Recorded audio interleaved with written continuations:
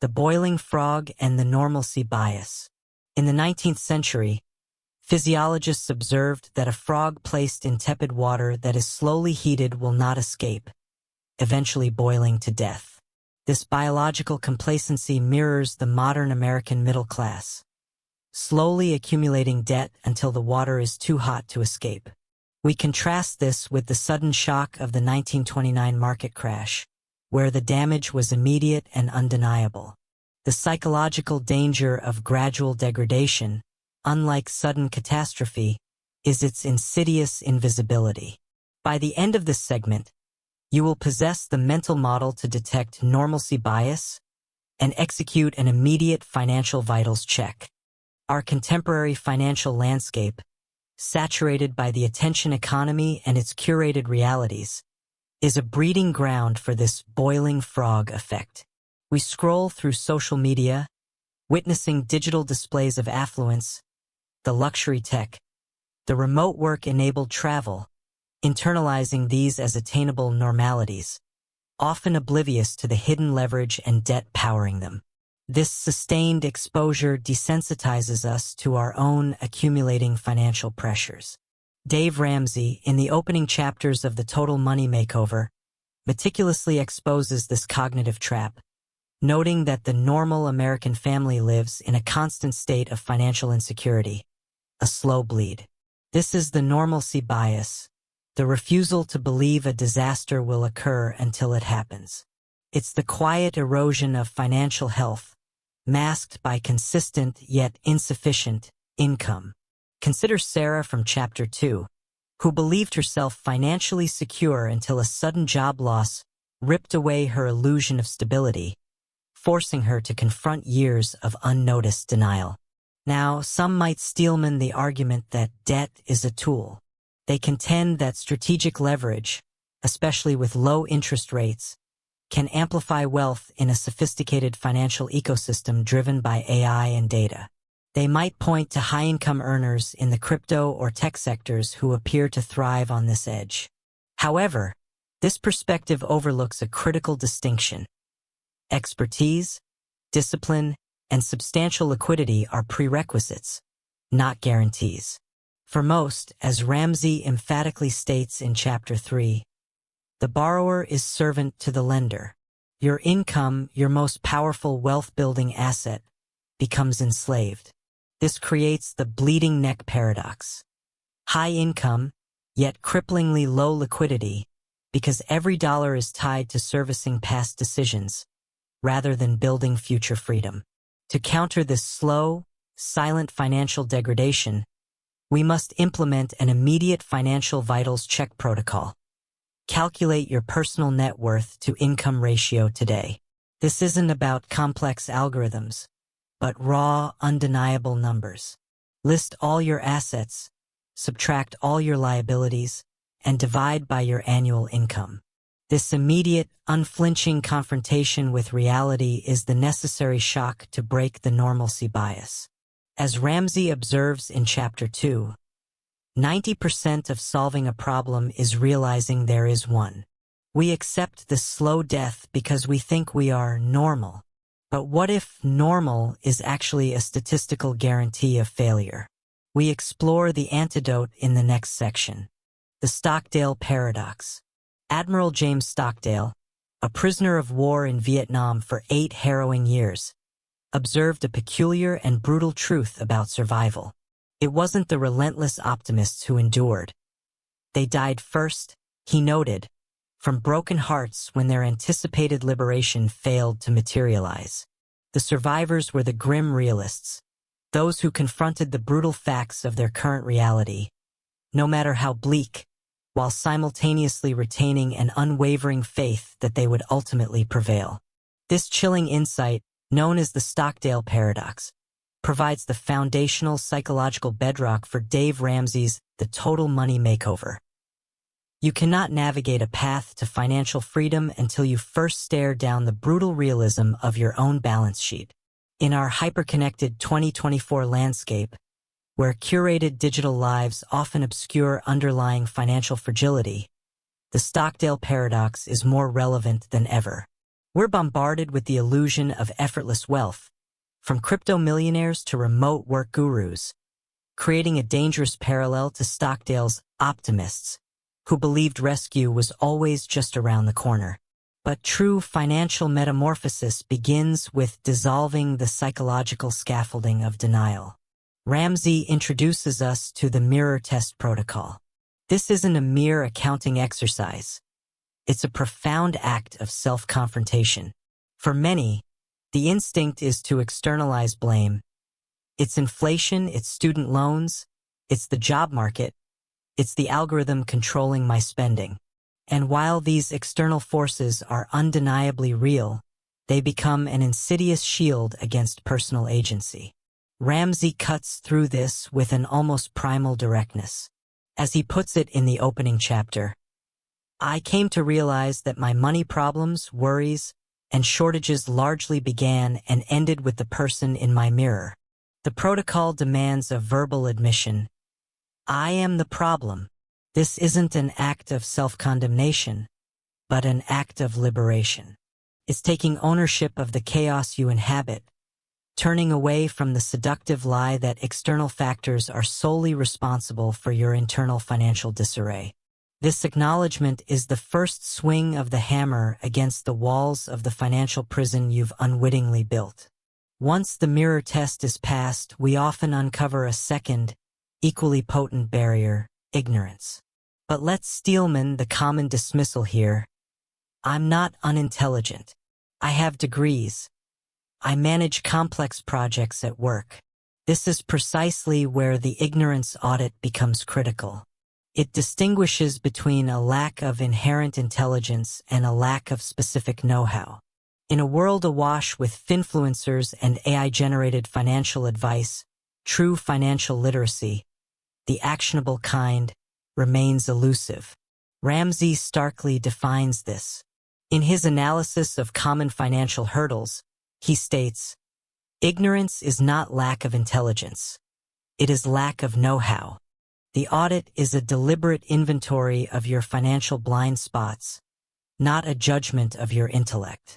It means admitting, I don't know how money actually works for me, rather than passively consuming general financial noise. This humility is the intellectual fuel for the journey ahead, allowing you to build a robust financial operating system instead of merely patching over symptoms. Finally, we arrive at the pain threshold assessment. This is the visceral gut check. Change, particularly radical financial change, is inherently uncomfortable. Why do we resist it? Because, as Ramsey notes in the chapter on denial, change is painful. Few people have the courage to seek out change. We often exist in a state of financial gradual decline. Much like the proverbial frog in slowly boiling water, the discomfort increases incrementally, never quite reaching the point of urgent escape. We tolerate the creeping anxiety of debt, the phantom limb pain of lost opportunity, until, inevitably, we hit a wall. As Ramsey describes the turning point for many, they got sick and tired of being sick and tired. They said, we've had it. The pain threshold assessment is about actively measuring that discomfort. Are you sick enough of the financial stress, the credit card statements, the constant feeling of scarcity, to actually do something different? To endure the temporary, acute pain of decisive action over the chronic, slow burn of inertia?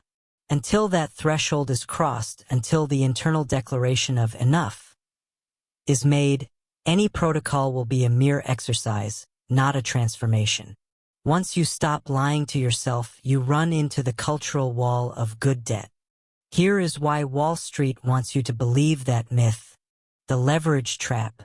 In 1998, long-term capital management, or LTCM, collapsed, threatening the global economy.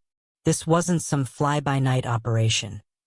It was a hedge fund run by Nobel Prize winners, brilliant minds who believed they could mathematically master leverage.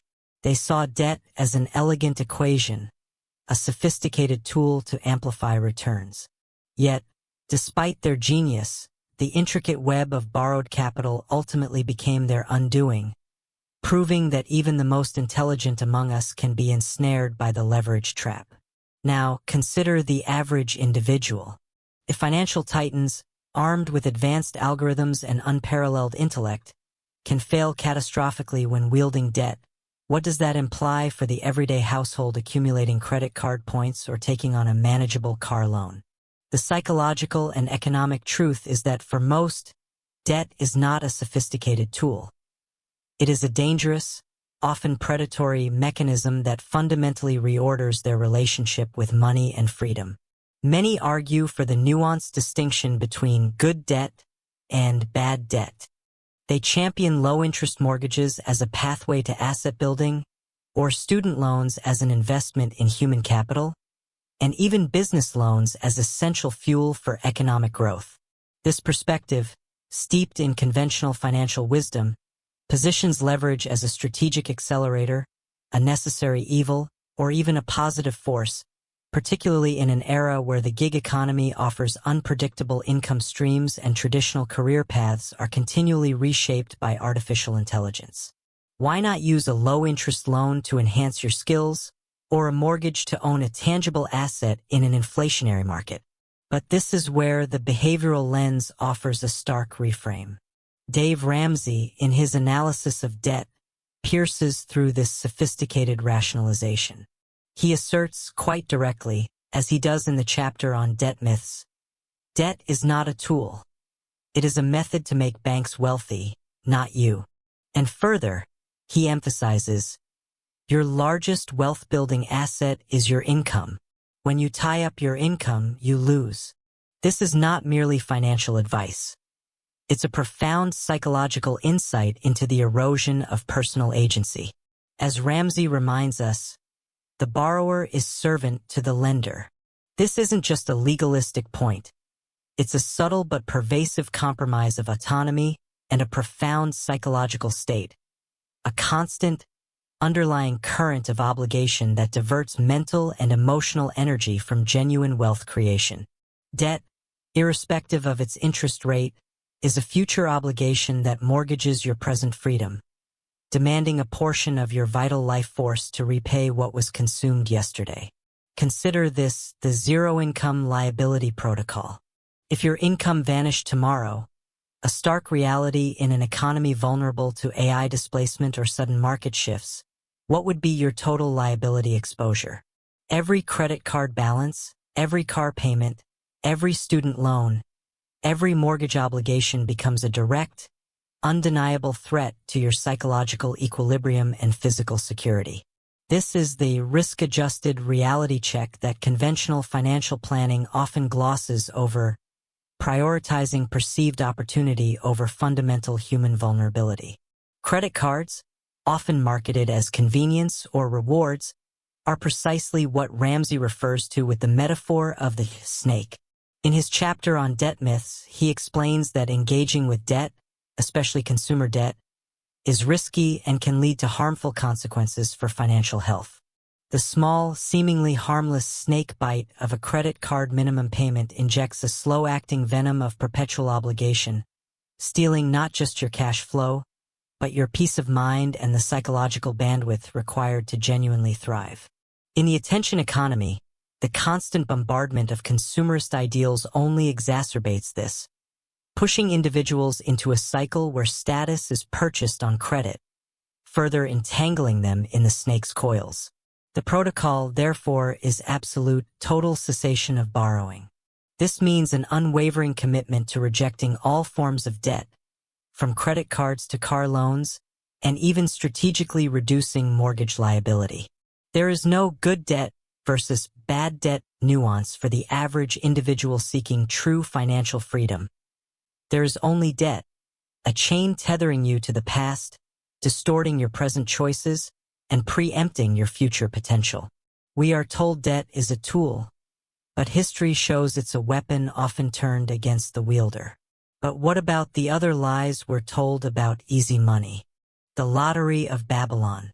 Sir Isaac Newton, one of the smartest minds to ever walk the earth, could calculate the motions of heavenly bodies, yet famously declared he could not predict the madness of people after losing a fortune in the South Sea bubble of 1720. His epic misstep wasn't a failure of intellect, but a surrender to the seductive psychology of easy wealth, a siren's song that echoes even louder in our digital age of meme stocks, instant crypto fortunes, and AI hype. What Newton experienced was the ancient human yearning for shortcuts, a deep-seated resistance to the painstaking process of genuine value creation. It's the same impulse that drives countless individuals today to gamble their meager savings on volatile digital assets or chase the next viral investment trend, hoping to bypass the fundamental laws of financial gravity. Dave Ramsey, in his profound analysis of financial pitfalls, frames this beautifully when he explains that money myths often revolve around seeking shortcuts or unrealistic safety. People desire wealth without effort, leading them to false securities like the lottery or unfulfilling jobs. This isn't merely about financial illiteracy. It's about a psychological aversion to necessary struggle, a preference for illusion over disciplined reality. Now, some might steelman the argument, pointing to the undeniable reality of early crypto adopters or lucky stock picks that indeed generated rapid, life-altering wealth. They might say, but wasn't that easy wealth for them? Didn't they prove the system wrong? And here lies the core of the psychological trap, focusing on the infinitesimal outliers, the statistical anomalies, instead of the foundational mechanisms of sustainable prosperity. For everyone who won big on a speculative surge, 1,000 more were wiped out by the inherent volatility, mistaking dumb luck for a repeatable strategy. This isn't wealth engineering. It's financial roulette. As Ramsey adamantly declares, in his discussion on true wealth building, gambling represents false hope and denial. Energy, thrift, and diligence are how wealth is built, not dumb luck. To navigate this treacherous landscape of modern Babylon's lottery, we must adopt a two-pronged protocol. First, the no shortcuts audit. This protocol demands an honest, ruthless inventory of all speculative investments. Any asset acquired primarily based on hope, herd mentality, or the promise of exponential, effortless gains. This means identifying and liquidating positions in crypto assets you don't deeply understand, meme stocks fueled by internet chatter, or any scheme promising returns that defy rational market fundamentals. It is a psychological cleansing, severing ties with financial fantasy. Second, we implement the tortoise algorithm. This shifts your entire focus from high-yield variance to unrelenting consistency. Imagine building wealth not as a sprint to a gold rush, but as planting a mighty oak. Its initial growth is imperceptible, but with consistent nurturing, steady investment into diversified, growth-oriented mutual funds with long track records, its roots deepen, and its trunk thickens with the unstoppable power of compounding interest. This algorithm prioritizes predictable, albeit slower, growth, aligning with the psychological satisfaction of tangible, incremental progress rather than the dopamine spikes of speculation.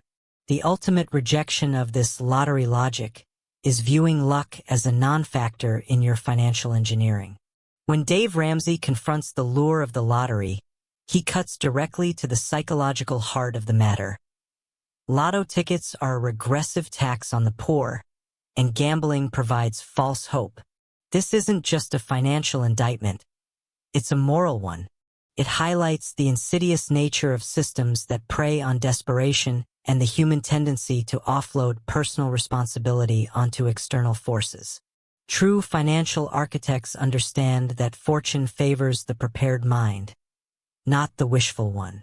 Newton was brought down by greed and crowd psychology.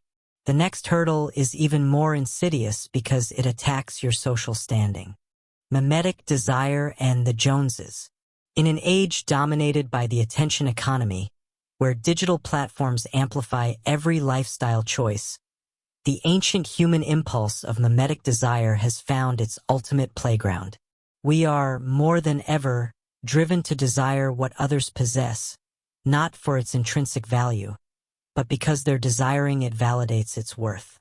This psychological phenomenon, articulated by René Girard, finds a brutal financial expression in what Dave Ramsey calls keeping up with the Joneses. Ramsey decodes this matrix with a stark truth. The Joneses, in their perpetual quest for outward validation, are often financially fragile. Their latest luxury car, their expansive vacation, their designer wardrobe, these are frequently not symbols of wealth, but rather sophisticated signals of debt. Mimicking them is not an ascent to prosperity. It is, psychologically and practically, a financial suicide pact. Now, one might steelman the argument for status signaling.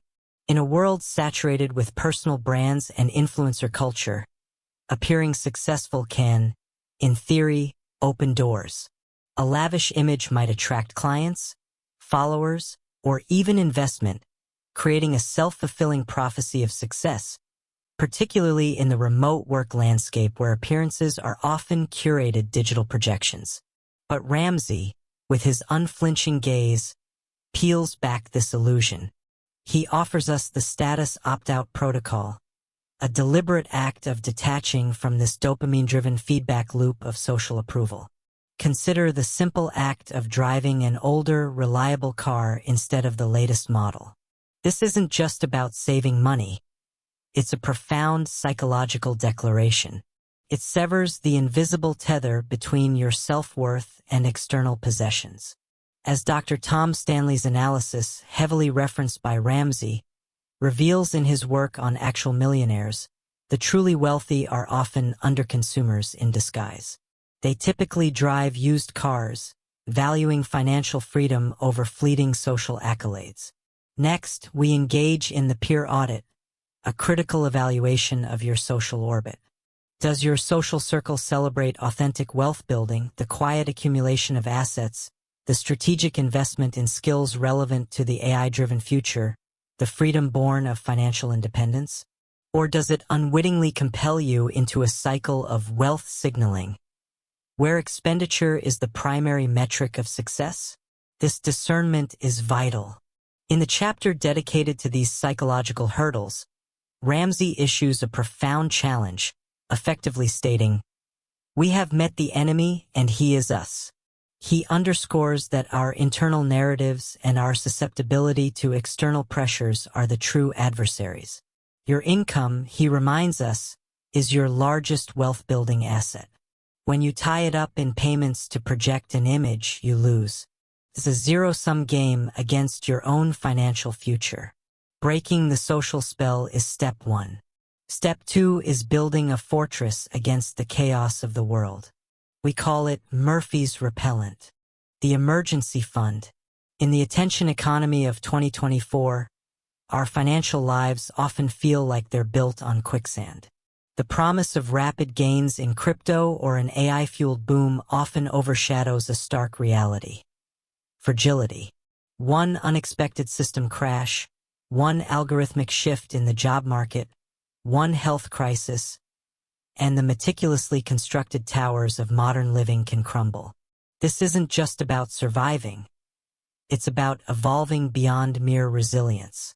Nassim Taleb describes anti-fragility as the ability to improve under stress. A person living paycheck to paycheck is fragile. A flat tire ruins them. A person with an emergency fund, however, isn't just robust.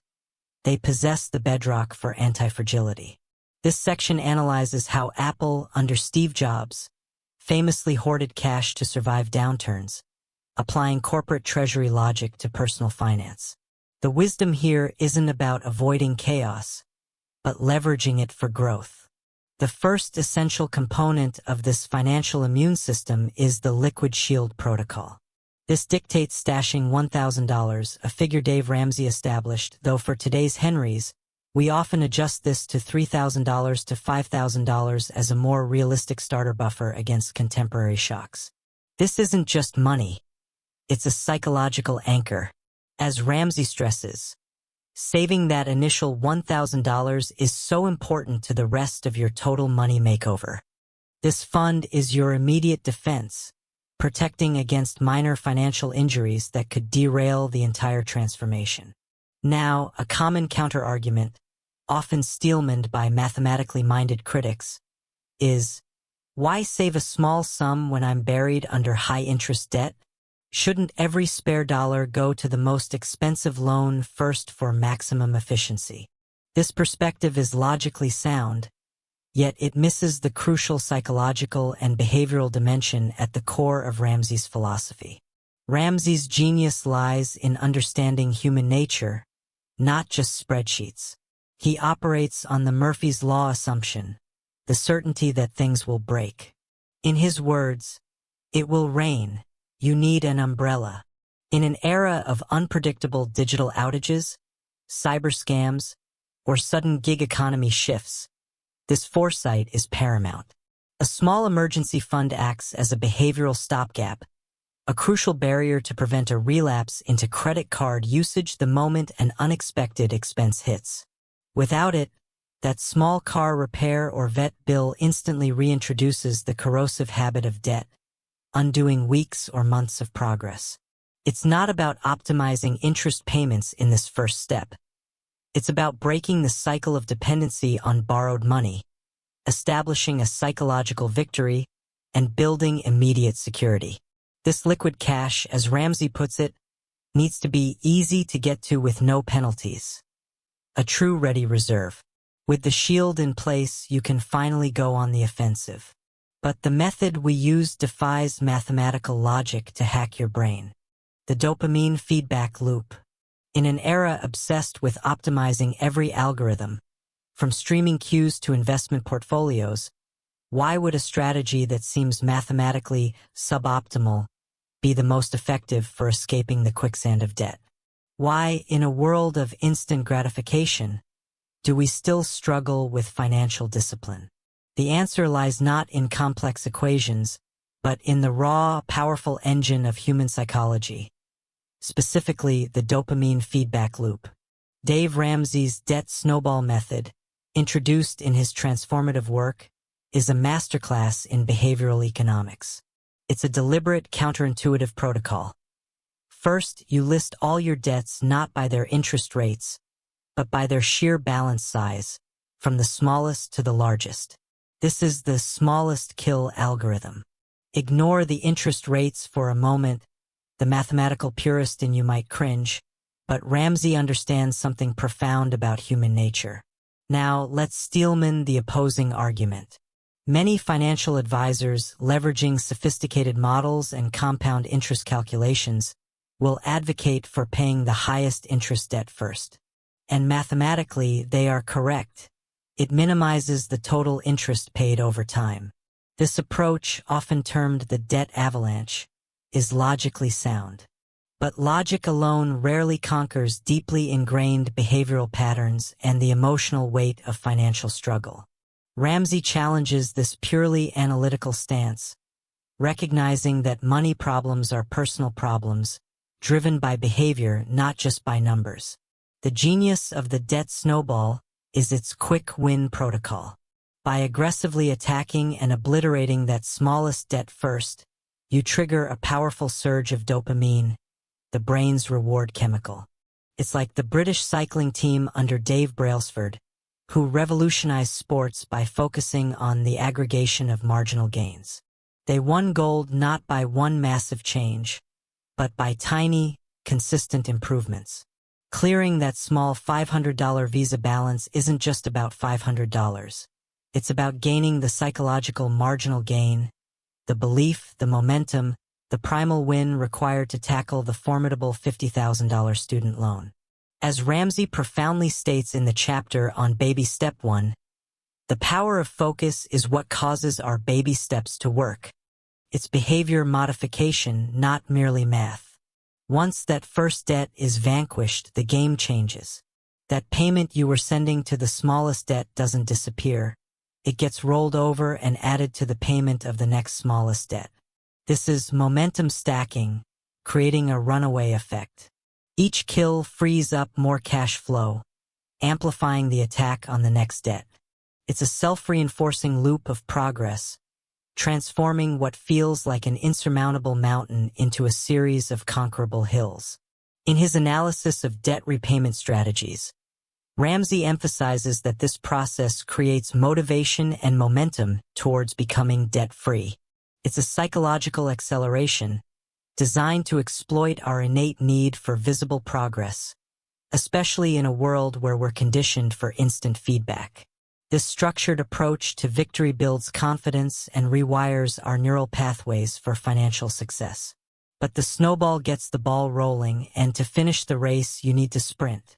You need the intensity of prey running from a predator. Gazelle intensity. In 1519, Hernán Cortés landed in Mexico and burned his ships, leaving his men with no option but to conquer or die. Ramsey demands this level of commitment. Moderate changes yield moderate results. Escaping gravity requires escape velocity. This is the gazelle fleeing the cheetah, total life or death energy. This isn't about incremental adjustments.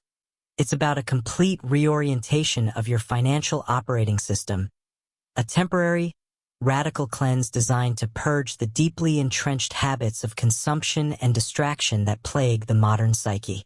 The goal, as we discussed, is the power of temporary radicalism to break long-term stagnation. Dave Ramsey calls this gazelle intensity.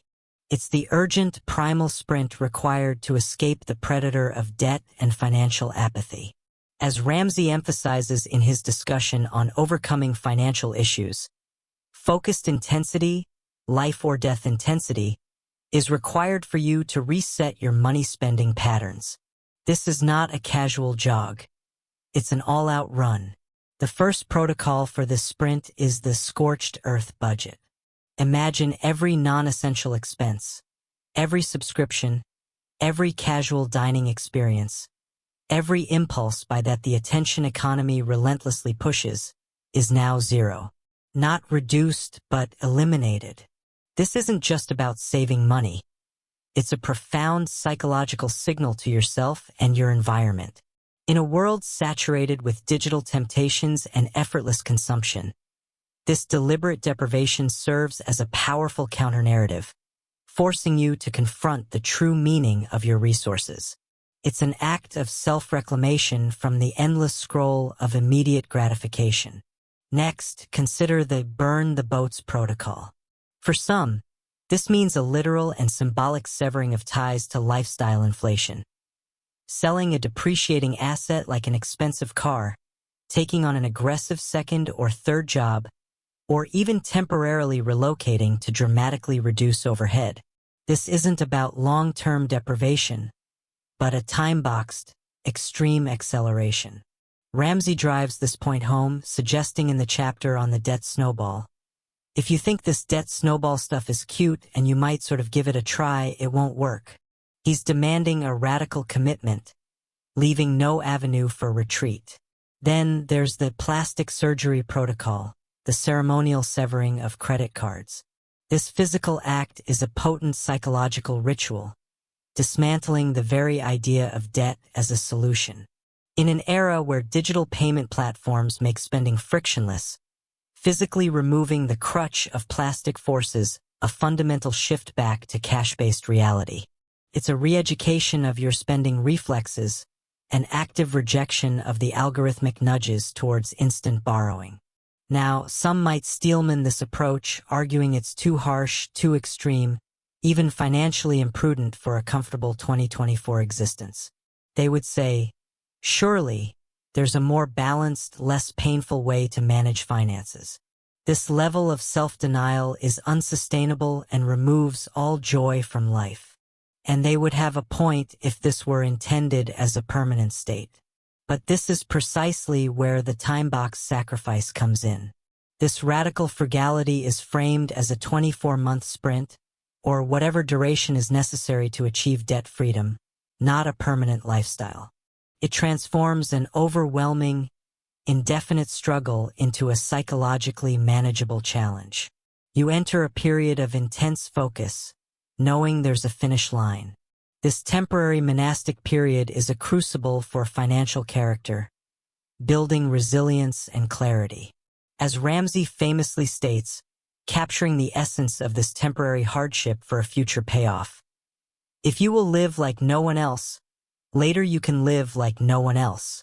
This intense focus period, as he notes in the retirement investing chapter, gazelle intensity is required to get to the wealth steps, but simple maintenance will keep your money muscles maintained. It's an investment in future freedom and the mastery of self, a deliberate act of choosing discomfort now for unparalleled serenity later. You've survived the sprint and killed the debt. Now you face the longest phase of the journey, the slow climb to wealth, hyperbolic discounting and the future. We are adrift in a digital maelstrom, a 21st century agora where the siren song of instant gratification echoes louder than ever. Our brains, ancient hardware in a hypermodern world, are predisposed to hyperbolic discounting, the insidious cognitive bias that seduces us with immediate pleasure, even when it costs us far greater future security. This isn't merely a personal failing. It's a societal feedback loop, amplified by the attention economy, streaming services, and the relentless churn of fleeting digital trends. Dave Ramsey, with the incisive clarity of a cartographer mapping treacherous terrain, confronts this psychological predisposition head-on. He doesn't just offer advice. He provides a rigorous protocol for re-engineering our temporal preferences, compelling us to choose the robust harvest of tomorrow over the meager, ephemeral snack of today.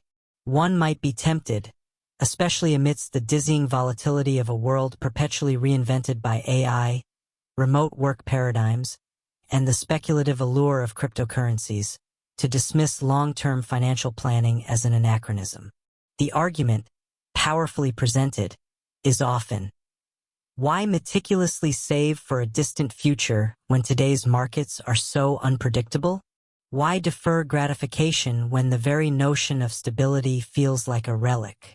This live for the moment ethos, steeped in a justifiable distrust of future certainty, ironically sets the stage for greater future instability. It's a calculated, yet often catastrophic, gamble against the compounding force of discipline and the inexorable march of time. Ramsey's first bulwark against this cognitive drift is the 15% floor protocol, a non-negotiable, automated redirection of 15% of your gross income into tax-advantaged retirement vehicles. This isn't simply a savings target, it's a financial anchoring mechanism, a deliberate act of pre-commitment that bypasses the daily psychological skirmishes of self-control. In an environment engineered to weaponize every impulse, this automated discipline functions as a robust cognitive firewall, shielding your future from the erosive forces of immediate desire and the fleeting temptations of the attention economy. As Ramsey cogently asserts in his deep dive into retirement planning, investing your savings is crucial because it ensures the security of your financial future. It's not just about having a cushion. It's about making your money work for you to provide for a comfortable retirement and security in later years. This protocol is an exercise in profound self-governance, a ritual of responsibility for the self that will inevitably emerge decades hence.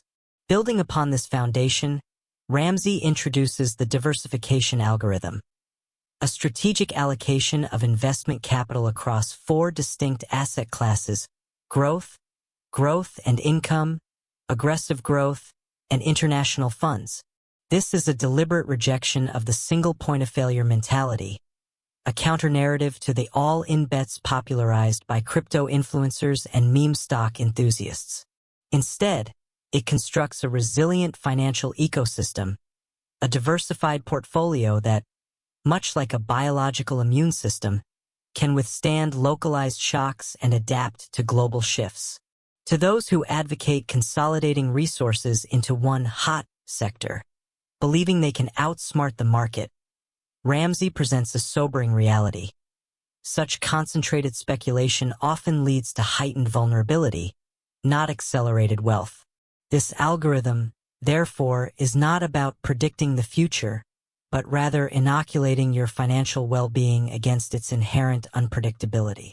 Finally, we confront the unvarnished truth of the time value reality. Ramsey underscores a chilling arithmetic.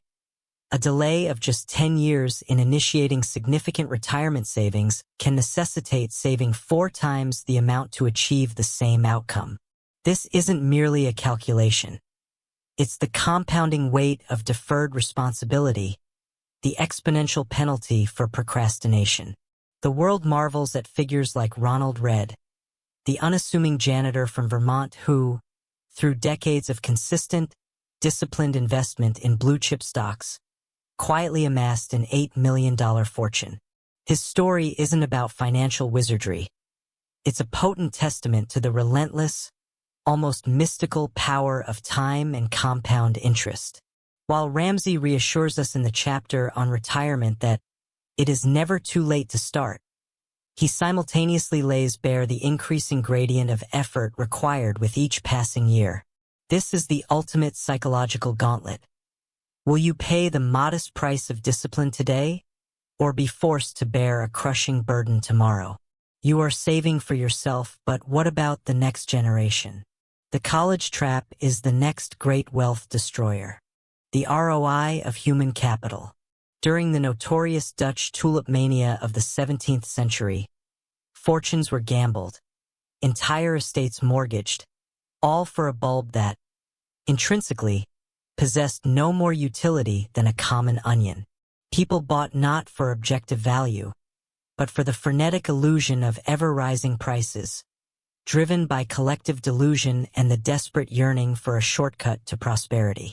Fast forward to the 21st century, and we find ourselves in a remarkably similar speculative bubble. The modern student loan crisis. Trillions have been accumulated, not for tangible assets generating economic return, but often for a piece of parchment that, for many, fails to deliver the promised economic utility. This is our modern tulip mania, a collective psychological trap, where the pursuit of credentialism has superseded the pursuit of competence and genuine wealth creation. What is the meaning of this costly ritual, this generational indenture? Many argue that college is an invaluable experience, a vital crucible for personal growth, a dynamic networking hub, a broadening of intellectual horizons. To reduce it to mere ROI feels, to some mercenary, a betrayal of foundational liberal arts ideals. And indeed, these aspects can hold immense value. Yet, when that experience is underwritten by decades of debt, it metastasizes from personal enrichment into involuntary indenture. The psychological burden of student loan payments can eclipse any intellectual broadening, casting a long shadow over self-actualization and independent thought. It's the modern equivalent of selling your future self into indentured servitude for an abstract promise. This necessitates, as Dave Ramsey articulates in the chapter on college funding, a pre-degree due diligence protocol.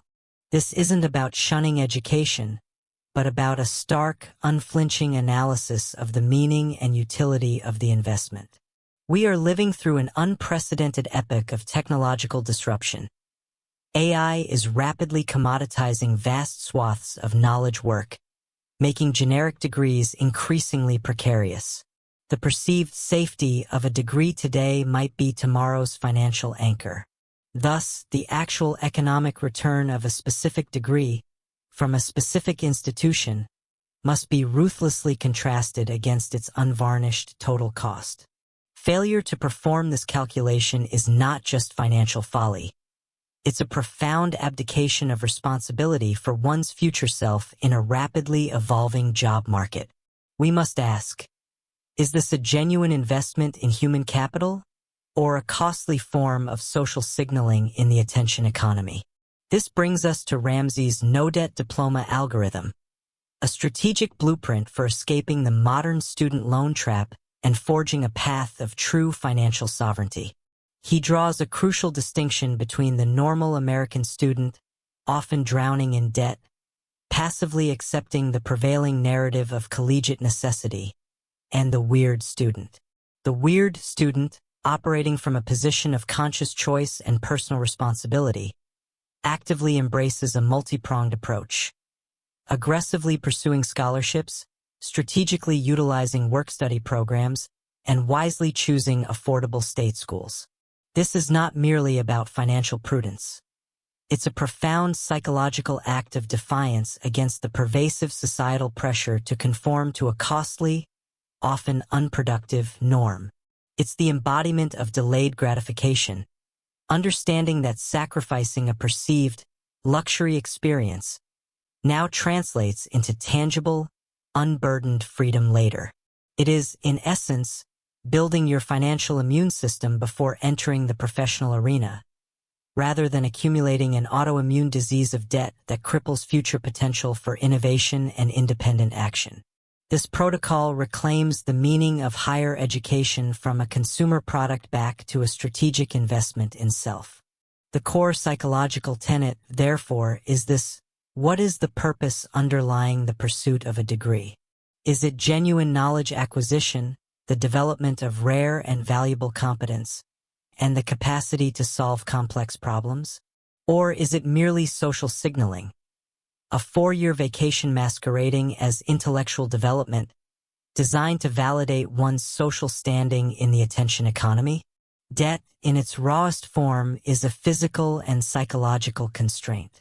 If the knowledge acquired doesn't liberate you from that constraint, but rather creates it, then its utility is fundamentally compromised. As Dave Ramsey puts it with his characteristic, unflinching clarity, college degrees do not ensure jobs. College degrees certainly don't ensure success. College degrees do not ensure wealth. College degrees only prove that someone has successfully passed a series of tests. He continues, emphasizing a deeper truth that resonates with the principles of self-mastery. While a college education can provide valuable knowledge, it is not an all-encompassing path to financial success. Hard work, attitude, and financial management are equally, if not more, important. The choice before us, particularly in the unforgiving landscape of 2024 to 2025, is profound.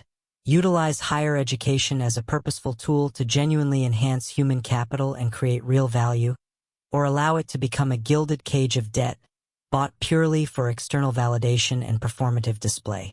The latter, invariably, leads to an existential hollowness, undermining the very self-worth it sought to inflate. The true ROI of human capital isn't just about money. It's about the freedom to become who you were meant to be, unburdened. But imagine the leverage, the sheer psychological and financial freedom, when you deploy your human capital from a position of zero debt. The kids are safe, retirement is funded. Now comes the final boss. The one debt most people believe they will carry to the grave. The mortgage-free fortresses. McDonald's founder Ray Kroc realized he wasn't in the burger business. He was in the real estate business. Owning the land was the true power. Ramsey argues that the individual's home is their castle, but as long as the bank holds the deed, you are a serf. Paying it off is the ultimate act of sovereignty. In an era defined by volatility, the rapid displacements of AI, the uncertain shifts of remote work, the wild swings of crypto, and the relentless pull of the attention economy, the pursuit of a truly mortgage-free fortress for your family is not merely a financial goal. It is a profound psychological imperative for stability and self-ownership. The immense risk reduction and pure cash flow freedom that come with a paid-off home become the bedrock upon which genuine resilience is built. It's the ultimate hedge against a chaotic future. Dave Ramsey introduces what he calls the accelerated ownership protocol. Never taking a 30-year mortgage. Instead, commit to a 15-year fixed-rate term, ensuring that your monthly housing payment, including taxes and insurance, never exceeds 25% of your take-home pay. This isn't just about saving interest. It's about compressing the psychological burden of debt into a focused, aggressive sprint. In the chapter on Pay Off the Home Mortgage, Ramsey explains that this disciplined approach radically redefines the timeline of your financial liberation. Then comes the Debt Annihilation Directive. Throw every non-retirement surplus dollar at the mortgage principal. This is where gazelle intensity finds its ultimate target. Imagine the mental landscape freed when that largest, most persistent liability vanishes. It liberates an astounding amount of monthly cash flow, transforming financial vulnerability into robust operational freedom. This surplus isn't merely money. It's optionality, the ability to pivot careers, invest in new skills for the AI age, or even simply disengage from the constant demand for your attention that the modern economy imposes. As Ramsey powerfully states, every dollar in your budget that you can find above living, retirement, and college should be used to make extra payments on your home. Attack that home mortgage with gazelle intensity. Now, we must steelman a common counter-argument. The astute listener might interject, but what about the tax deduction? Don't you want to keep a mortgage for the interest write-off? This argument, at its strongest, suggests that forgoing the deduction means paying more in taxes, thus negating some financial benefit.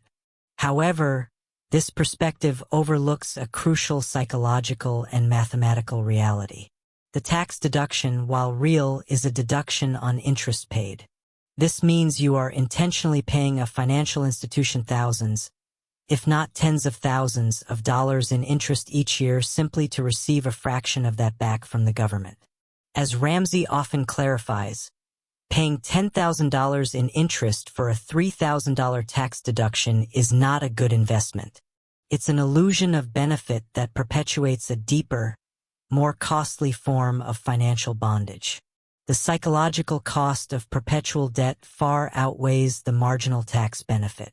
The paid-off home is a bulwark against the relentless pressure of a world in flux, allowing you to deploy your most powerful wealth-building tool, your income, to its fullest potential without a financial landlord dictating its allocation. As Ramsey puts it in the chapter's Wisdom, your largest wealth-building asset is your income. When you tie up your income, you lose. Paying off the mortgage unlocks that income. You are now in the top 2% of the population. You have money, time, and freedom. The question is, what destroys people who reach the top? The paradox of hedonic adaptation. The most insidious paradox of human existence isn't in what we lack, but in what we gain without purpose.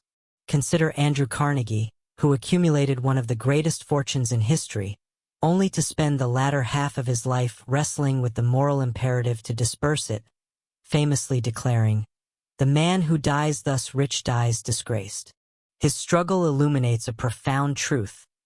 Wealth, unchecked by meaning, can become a gilded cage, leading not to freedom, but to a deeper, more isolating form of misery, what we now call affluenza. This isn't just a historical anecdote. It's a living challenge in our 2024 to 2025 landscape, where the siren song of quick crypto gains or algorithmic virality promises boundless prosperity, yet often delivers only a deeper void. The constant exposure to curated, aspirational lifestyles on the attention economy's feed can distort our very definition of success, divorcing it from internal fulfillment. Dave Ramsey dissects this human inclination in his book, revealing that merely accumulating resources is a hollow victory if it doesn't align with a deeper code of conduct. As Ramsey powerfully states in his concluding chapter, wealth is not the answer to life's questions. Furthermore, he notes a crucial psychological multiplier. Another paradox is that wealth will make you more of what you are. If you are already prone to anxiety, wealth will amplify it. If you are generous, it will empower even greater benevolence. This leads us to the generosity algorithm. Ramsey's wisdom isn't about giving after you've taken care of everything else. It's a pre-commitment protocol. To counteract the inherent human tendency towards self-centered accumulation, you must program giving into your budget, ideally as the very first line item after necessities. This isn't charity as an afterthought. It's a foundational behavioral override that establishes a generosity feedback loop, anchoring your prosperity in communal value. It's the ultimate antidote to the self-defeating spiral of hedonic adaptation, which dictates that any pleasure, no matter how intense, eventually returns to a baseline. By channeling resources outward, you engage a different reward system, one rooted in meaning. Next, we unlock the legacy blueprint. The profound psychological trap for many successful individuals is the belief that merely handing down money to their progeny constitutes a legacy. This is a fragile delusion.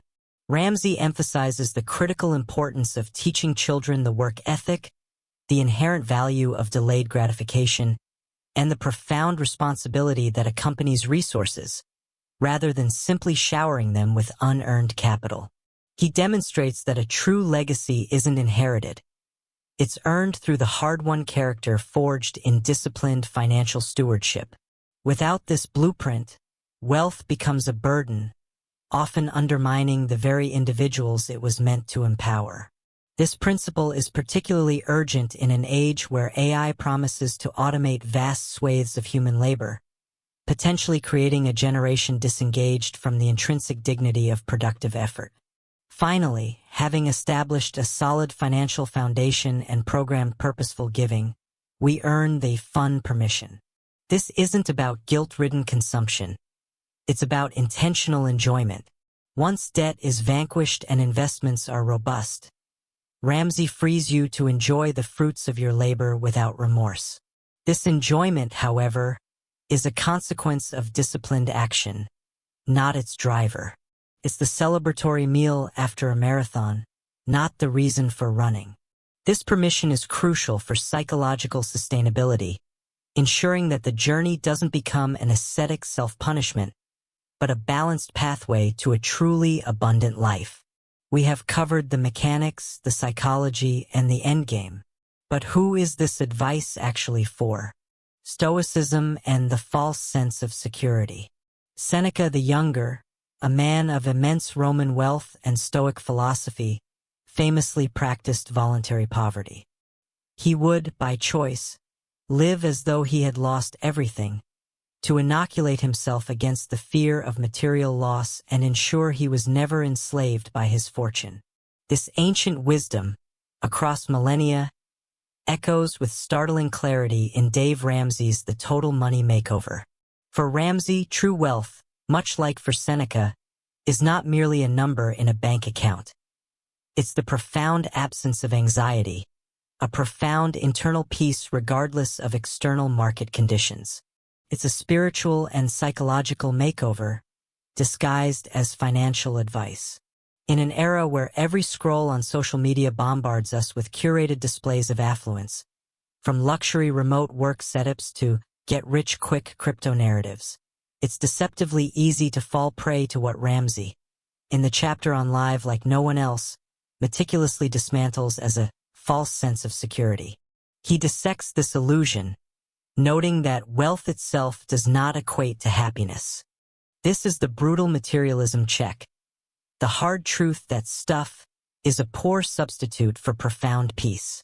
We are constantly sold the narrative, amplified by the attention economy, that more consumption equals more contentment, that the latest gadget or the trendiest experience is the key to escaping the relentless digital grind.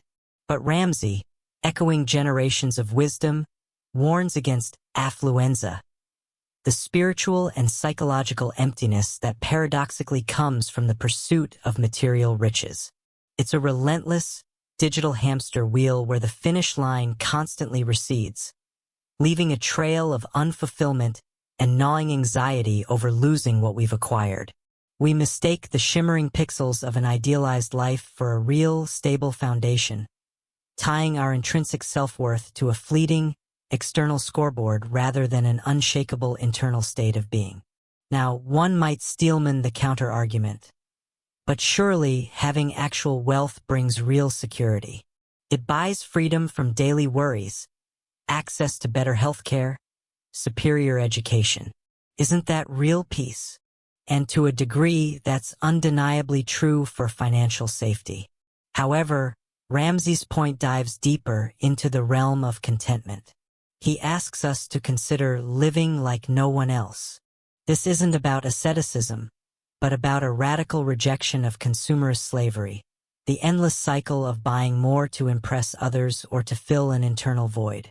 As Ramsey famously puts it, if you will live like no one else, later you can live like no one else. This is the contentment practice, deliberately choosing a path of financial discipline that frees you from the ceaseless demands of the attention economy and its manufactured desires. It's the psychological act of disconnecting your happiness from external validation, understanding that financial freedom is the means to internal peace, not the definition of it. To operationalize this deep psychological shift, Ramsey provides a critical mechanism, the wealth responsibility framework. Here, money is explicitly designated as a tool, a powerful lever, never a scorecard of your inherent worth.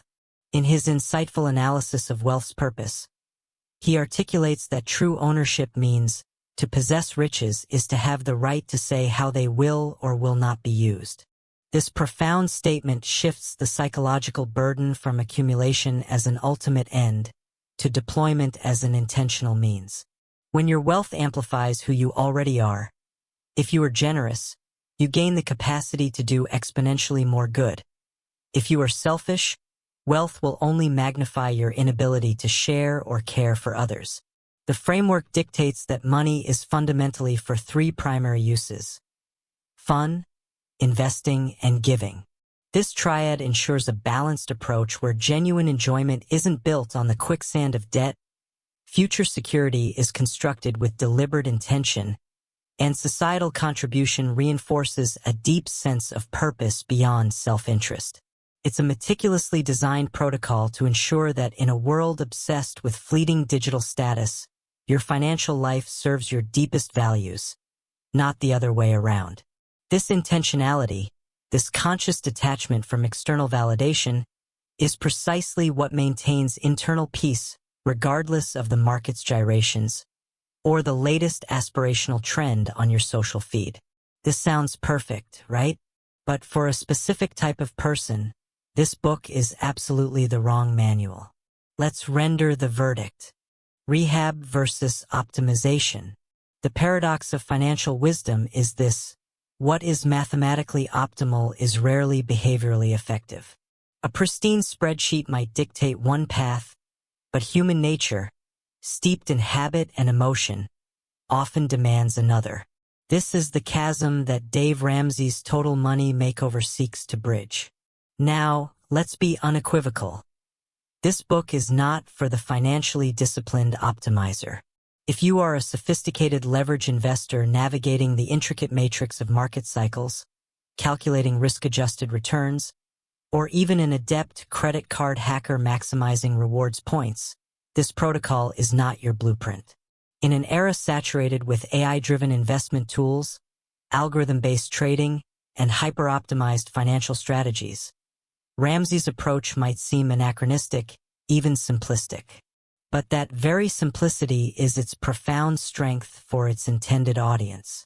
Consider the metaphor of an intervention. The Total Money Makeover is the Alcoholics Anonymous for debt addicts. If you possess the inherent discipline to drink socially, that is, to manage debt responsibly, using it sparingly and strategically without succumbing to its corrosive allure, then this program will feel overly restrictive, perhaps even punitive. Its rigidity, its complete prohibition on credit, its almost monastic austerity in early steps, is a deliberate, uncompromising behavior modification protocol. It is designed for those whose financial lives have become an unmanageable chaos, where the illusion of control has long since shattered. As Ramsey himself states, emphasizing the psychological core of his system, winning at money is 80% behavior and 20% head knowledge. This isn't about merely understanding the mechanics of money. It's about fundamentally reshaping the human operating system that interacts with it. The strongest critique of Ramsey's Debt Snowball Method, as highlighted in the critical interpretation of Chapter 7, often points to its mathematical suboptimality. Critics argue, and correctly so, that targeting debts with the highest interest rates first, the debt avalanche would theoretically result in paying less overall interest and faster debt elimination. This is the optimal route on paper. However, history teaches us a powerful lesson about human endurance. Sustained effort without tangible, frequent rewards often leads to failure. The debt snowball, by prioritizing the smallest debts first, delivers rapid psychological victories. These quick wins ignite a vital spark of motivation, creating momentum, or as Ramsey terms it, a gazelle intensity, that propels individuals through the arduous journey. It sacrifices minor mathematical efficiency for monumental behavioral effectiveness. Therefore, the final protocol for evaluating Ramsey's system is clear. Adopt the uncompromising behavior modification it demands, especially if your financial struggles stem from undisciplined habits. While acknowledging the mathematical arguments against some aspects, deeply respect the immense psychological power embedded within its sequential, reward-driven steps. For the vast majority drowning in behavior-based debt in our hyper-consumerist, attention economy-driven world, this isn't just a financial plan. It's a lifeline back to agency and dignity. So, who is the total money makeover ultimately not for? It's not for the individual who has consistently demonstrated fiscal discipline, who strategically leverages debt for growth, or who meticulously optimizes financial resources for maximum return. This book is not for those already thriving in the intricate dance of wealth creation. It's for those who need a radical intervention. The final verdict * this book is an undeniable buy for anyone grappling with consumer debt, lacking an emergency fund, or feeling overwhelmed by financial chaos. It is a masterclass in behavioral economics applied to personal finance, offering a clear, actionable, and psychologically robust path to financial sobriety. Discussion spark *, are you primarily a math investor? Or do you recognize yourself as a behavior investor? And how truly does your bank account reflect that reality? If you found value in this wisdom, subscribe for more.